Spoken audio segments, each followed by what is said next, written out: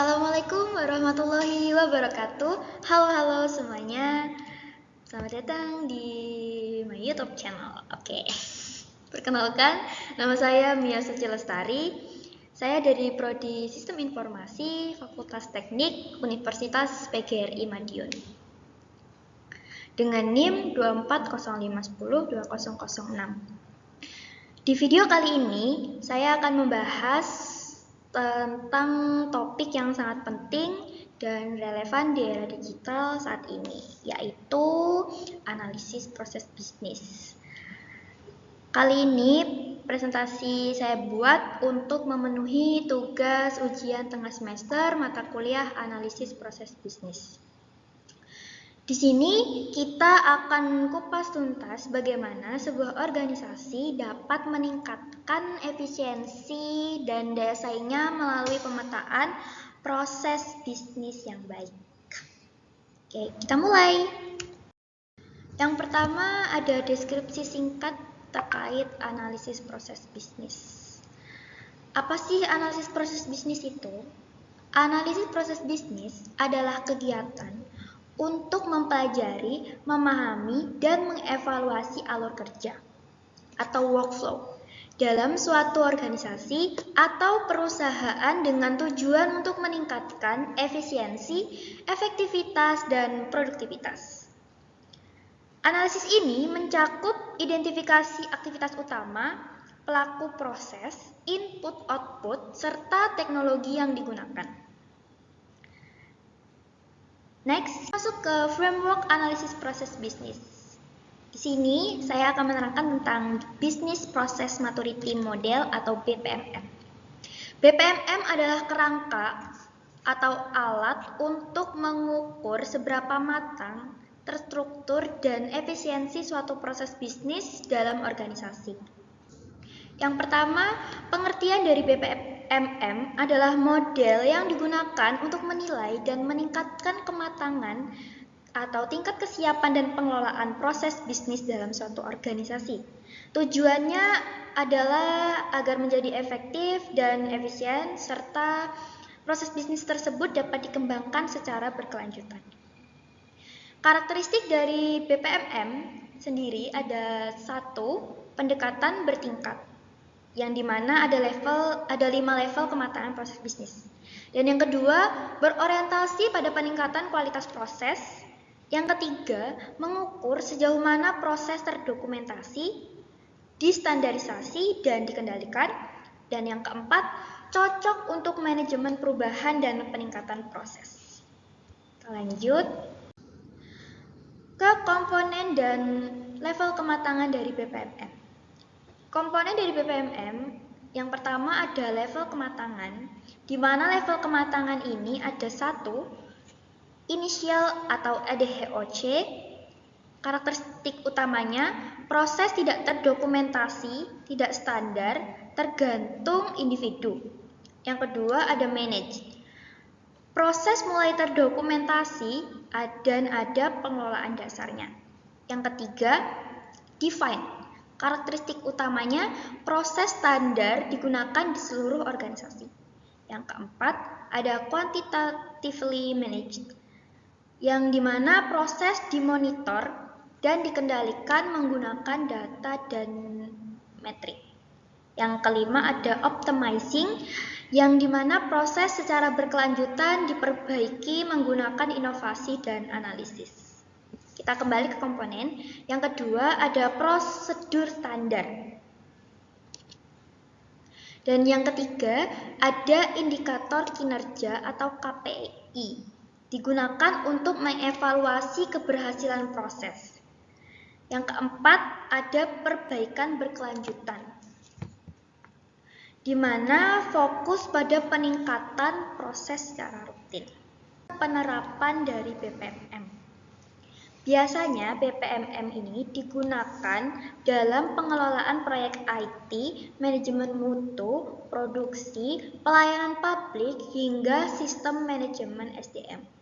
Di sini saya melampirkan contoh pendaftaran mahasiswa yang dimana universitas menggunakan BPMM untuk meningkatkan proses administrasi mahasiswa secara bertahap. Bisa kita lihat di sini. Dari pertama ada aplikasinya, sistem informasi penerimaan mahasiswa baru. Lalu ada alurnya, di mana ada tokoh-tokohnya. Ya, ini ada pendaftar, ada bagian keuangan, terus ada panitia PMB, serta ketuanya. Di sini alur-alurnya. Oke, kita lanjut ya. Keuntungan menggunakan BPMM. Yang pertama, organisasi lebih siap menghadapi perubahan. Yang kedua, proses kerja menjadi efisien dan terdokumentasi. Yang ketiga, kinerja organisasi mudah diukur dan ditingkatkan. Dan yang keempat, memberikan gambaran jelas tentang arah pengembangan proses. Oke, itu tadi penjelasan tentang BPMM. Lanjut ke proses bisnis utama atau core process, di mana saya di sini akan menjelaskan tentang Supply Chain Operation Reference atau SCOR. Nah, supply chain termasuk ke dalam proses bisnis utama atau core process karena berhubungan langsung dengan produksi, distribusi, dan kepuasan pelanggan. Contoh proses dari supply chain ini ada pengadaan bahan baku, produksi, logistik, manajemen gudang, dan pengiriman. Kita bahas ke pengertian dan karakteristiknya. Pengertian dari SCOR adalah model referensi standar internasional yang digunakan untuk menganalisis, mengukur, dan meningkatkan kinerja supply chain atau rantai pasokan, yaitu proses dari bahan mentah hingga barang sampai ke pelanggan.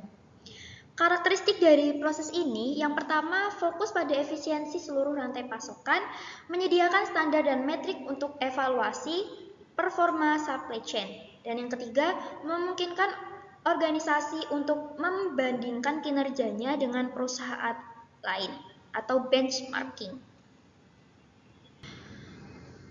Komponen-komponen dari supply chain atau SCOR, yang pertama ada plan, perencanaan supply chain. Yang kedua ada source, pengadaan barang dari pemasok. Yang ketiga make, proses produksi. Keempat deliver, distribusi produk ke pelanggan. Yang kelima return, penanganan barang yang dikembalikan. Dan yang keenam ada enable, aktivitas pendukung seperti manajemen data, IT, dan sumber daya manusia. Contoh penerapan SCOR yang pertama dipakai oleh perusahaan-perusahaan logistik seperti pabrik, supermarket, dan e-commerce. Yang kedua, contoh Tokopedia memakai model SCOR untuk merancang strategi distribusi barang dari seller ke buyer. Di sini ada alur kerja dari supply chain atau rantai pasok. Yang pertama ada bahan mentah, kemudian ke supplier, lalu diolah di factory, lanjut ke distribution center. Setelah itu akan distribusi ke toko-toko kecil, terus akan diekspor ke outlet-outlet gitu. Keuntungan supply chain. Yang pertama, mempercepat pengiriman produk dan mengurangi biaya. Yang kedua, memudahkan pemantauan proses logistik secara end-to-end. Yang ketiga, meningkatkan layanan pelanggan. Dan yang keempat, meningkatkan kerjasama antara bagian internal dan pihak eksternal. Itu tadi penjelasan tentang supply chain. Kita masuk ke yang disebut dengan blockchain. Blockchain ini termasuk ke dalam teknologi pendukung proses bisnis. Biasanya digunakan untuk mendukung proses utama atau manajerial, terutama dalam supply chain tracking, pembayaran digital, sertifikasi keaslian data, misalnya produk halal, organik, dan lain-lain. Selanjutnya, ini pengertian dari blockchain. Blockchain adalah sistem pencatatan digital yang menyimpan data dalam bentuk blok-blok yang terhubung dan diamankan dengan kriptografi. Blockchain bersifat terdesentralisasi, artinya tidak ada pihak tunggal yang mengendalikan data. Karakteristik dari blockchain yang pertama, desentralisasi, tidak dikontrol oleh satu entitas saja. Yang kedua, transparansi, semua transaksi dapat dilihat oleh peserta jaringan. Yang ketiga, immutability, data yang dicatat tidak bisa diubah atau dihapus. Yang keempat, aman, menggunakan enkripsi untuk menjaga integritas data. Jadi, kalian tidak perlu khawatir menggunakan blockchain karena pasti aman. Lanjut ke komponen-komponen blockchain. Yang pertama ada blok, unit data berisi informasi dan transaksi. Yang kedua ada chain, rangkaian blok yang terhubung secara kronologis. Yang ketiga ada node, komputer-komputer dalam jaringan blockchain.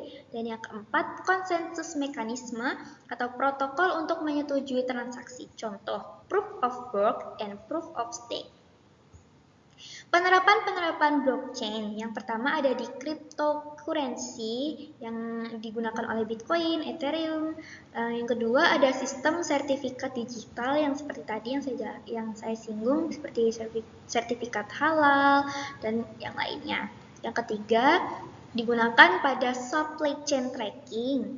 Yang keempat voting elektronik dan yang kelima ada rekam medis digital. Bagaimana cara kerja blockchain? Nah, pertama, seseorang mengajukan permohonan transaksi, yang selanjutnya permohonan tersebut diteruskan ke jaringan blockchain yang terdiri dari banyak komputer atau node. Lalu akan divalidasi, tiap node akan melakukan validasi menggunakan algoritma khusus. Validasi bisa berupa transaksi, kontrak, sampai catatan kejadian. Setelah divalidasi, transaksi baru ini dijadikan sebuah blok data. Blok baru ini kemudian akan disambungkan ke blok yang sudah ada sambungan. Ini melibatkan parameter yang unik dan saling terhubung sehingga mustahil untuk dimodifikasi di kemudian hari. Setelah itu, transaksi dinyatakan komplit. Nah, itu tadi cara kerja blockchain. Kita masuk ke keuntungan blockchain. Yang pertama, aman dan tidak mudah diretas. Yang kedua, mengurangi biaya dan waktu transaksi. Yang ketiga, tidak memerlukan pihak ketiga atau perantara. Dan yang keempat, memudahkan audit dan pelacakan. Kesimpulan dari presentasi ini menunjukkan bahwa analisis proses bisnis memiliki peran penting dalam meningkatkan efisiensi, efektivitas, dan daya saing organisasi. Bisnis Process Maturity Model atau BPMM membantu menilai dan mengembangkan kematangan proses. Supply Chain Operation Reference atau SCOR mengoptimalkan rantai pasokan, dan blockchain menawarkan solusi digital yang aman dan transparan. Ketiganya dapat mendukung terciptanya sistem bisnis yang lebih adaptif dan berkelanjutan. Sekian dari saya, kurang lebihnya saya mohon maaf. Terima kasih atas perhatiannya dan sampai jumpa di video selanjutnya. Bye-bye.